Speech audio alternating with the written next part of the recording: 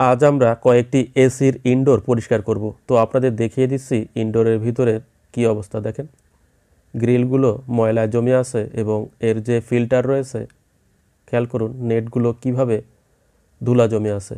ধুলার স্তর অনেক মোটা হয়ে গেছে, এপার ওপার দেখা যাচ্ছে না, দেখেন। এবং চেম্বারের ভিতরে যে ফিন্স রয়েছে, যেখানে মূলত কয়েল বা কপার পাইপ থাকে, ওই পাইপগুলো মূলত ঠান্ডা হয় এবং বাতাস টেনে নিয়ে, মূলত উপরের থেকে টেনে নিয়ে নিচের থেকে একটি ব্লোয়ার ফ্যান বা রানার ফ্যান রয়েছে, তার মাধ্যমে এই গ্রিলের পাশ দিয়ে বাতাস আসে। তো একই বাতাস বারবার এভাবে টেনে আনতে আনতে মূলত এই যে ফিল্টারগুলো রয়েছে সেখানে জাম হয়ে যায়। আমরা পাওয়ার সাপ্লাই কর্ড খুলে নিচ্ছি এবং আমরা এটা পরিষ্কার করব। কয়েকটি পদ্ধতিতে পরিষ্কার করা যায়। আমরা একটি কার ওয়াশ পাম্প বা জেট পাম্প ব্যবহার করে পরিষ্কার করব। তো আপনাদের শুধুমাত্র প্রক্রিয়াটি আমি আপনাদের দেখানোর চেষ্টা করছি। দেখেন আরও একটি 2 টন এসি আমি আপনাদের দেখাচ্ছি। দেখেন ফ্রন্ট প্যানেলের যে অবস্থা, নিচের থেকে ময়লা জমে আছে, পরিষ্কার করতে হবে এবং এটার ফিল্টারও জাম হয়ে গেছে। দেখেন তো এভাবে এসি চালালে মূলত বিদ্যুৎ বিল বেশি আসবে, কারণ এই যে বাতাস তা প্রপারলি এই ফিল্টার থেকে যাবে না। তো যতক্ষণ যাবে না ততক্ষণ মূলত এসি রুম ঠান্ডা করার চেষ্টা করবে, কারণ এখানে সেন্সর দেওয়া রয়েছে, কুলিং সেন্সর রয়েছে। তো যেহেতু রুম ঠান্ডা করতে হবে এবং বাতাস ফ্লো কম হবে, ফ্লো কম হলে রুম ঠান্ডা কম হবে এবং ঠান্ডা কম হলে এসি অনেকক্ষণ চলতে হবে, অটোমেটিকভাবে চলবে। দেখেন কম্প্রেসার চলতে হবে আর কি, কম্প্রেসার চলতে থাকবে। তো এই স্ক্রুগুলো খুলে মূলত মিডিল প্যানেল খোলা যায়। তা আমরা মিডিল প্যানেল খুলবো না। দেখেন আরও কিছু স্ক্রু রয়েছে। যদি বেশি পরিমাণে চেম্বারের ভিতরে ময়লা জমে যায়, একেবারেই পরিষ্কার করতে হয় বা সাবানের গুঁড়ো মিশিয়ে পরিষ্কার করতে হয়, তখন মূলত এই প্যানেলগুলো খুলতে হয়।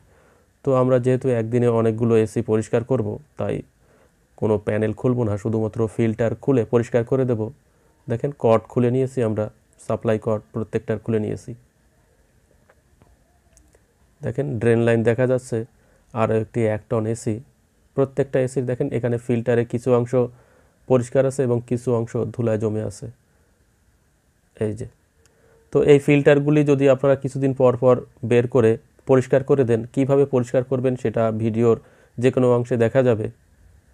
পাম্প ব্যবহার না করেও ফিল্টার পরিষ্কার করা যায়, সুন্দরভাবেই পরিষ্কার করতে পারবেন। দেখেন আরেকটি এসি আপনাদের দেখাচ্ছি, যার ফিল্টারও জাম হয়ে গেছে। এই ফিল্টারগুলো এইভাবে খুলে দেখেন, এই যে ধুলার স্তর জমে গেছে, আপনারা খেয়াল করুন। তো এইভাবে এসি চললে এখানে রোগ জীবাণু ছড়াবে, রোগ জীবাণু জন্মাবে এবং ধুলাবালির কারণে রুমের পরিবেশ নষ্ট হবে। তো আমরা একটি ব্যাগ ব্যবহার করছি প্যারাশুট কাপড়ের, যাতে পানি বাহিরে ছিটে না আসে এবং পানিটা এই বালতিতে জমা হয়। এবং আমাদের যে জেট পাম্প বা কার ওয়াশ পাম্প, তা আপনারা দেখতে পাচ্ছেন, আমি অন করে দিচ্ছি এবং পানিটা আমরা যে বালতি থেকে নিচ্ছি, এই যে দেখেন এই বালতি থেকে আমরা পানি নিচ্ছি কানেকশন পাইপের মাধ্যমে। আমরা এই যে এই সাইডে হোস পাইপ রয়েছে এবং একটি গান রয়েছে। তো এর যে প্রেশার, হাই প্রেশার পাম্প বলা হয়, এখানে বেশ প্রেশার থাকে।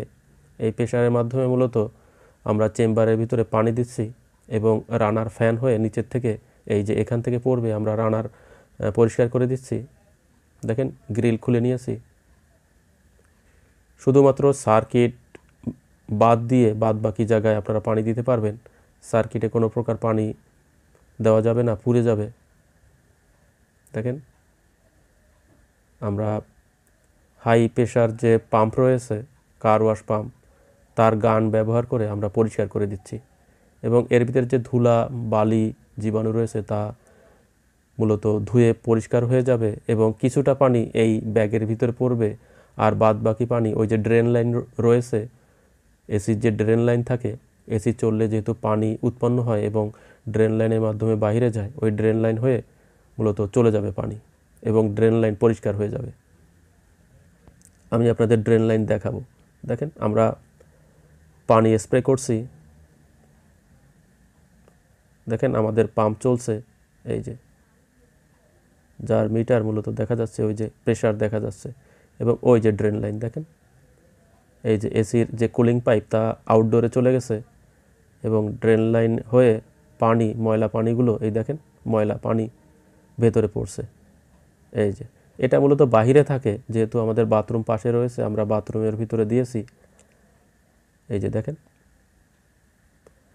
সুন্দরভাবে একটি এসি কিভাবে পরিষ্কার করতে হয় সেটা আপনাদের দেখানোর চেষ্টা করছি।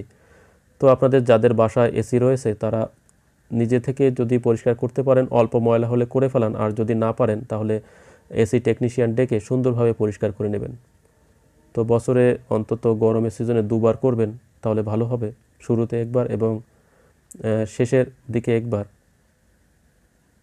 দেখেন আর যদি বেশি পরিমাণে ময়লা জমে, এই যে আমাদের যে ময়লা জমেছে এটা মূলত প্রত্যেক মাসে করলেই ভালো হয়।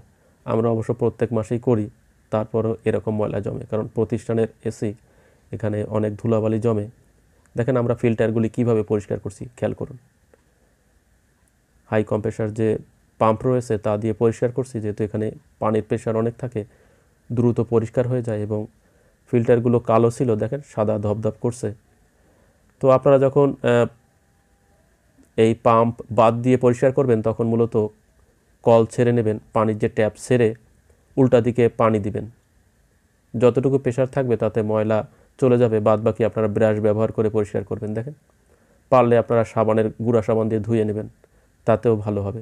শুধুমাত্র পরিষ্কার করতে হবে যাতে ভেঙে না যায়। দেখেন আমরা পরিষ্কার করে নিয়েছি, যথেষ্ট পরিষ্কার হয়েছে। তো ওই যে আরেকটি ফিল্টার দেখা যাচ্ছে নিচে পড়ে আছে কালো, ওই একই ফিল্টার এটা। দেখেন কালো ফিল্টার কিভাবে সাদা হয়ে যাচ্ছে আপনারা দেখতে পাচ্ছেন, যথেষ্ট পরিমাণে ধুলা জমেছে।